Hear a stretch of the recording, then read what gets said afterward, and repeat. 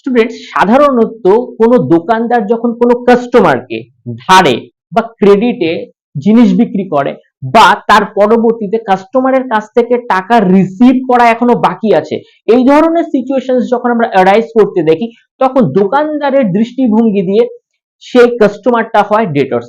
এটাকে চলো এলাবোরেট করি এক্সাম্পলস এর মাধ্যমে। সাপোজ আমার কাছে একটা জলেবি কচুরি সবজির দোকান আছে। এবার অমিত আসলো, এসে বলছে দাদা আমাকে 15টা করে জলেবি আর কচুরি প্যাক করে দিতে হবে, কিন্তু আমি এখন টাকা দেবো না, পরে এসে দিয়ে যাব, মানে ক্রেডিটে সে আমার থেকে পারচেজ করবে। তো গুডউইল ভালো হওয়ার জন্য আমি অমিতকে 15টা করে প্যাকিং করে দিয়ে দিলাম। এবার আমার দৃষ্টিভঙ্গিতে ফিউচারে অমিতের কাছ থেকে টাকা পাওয়া বাকি আছে, মানে তার থেকে পরে পয়সা রিসিভ করে নিতে হবে।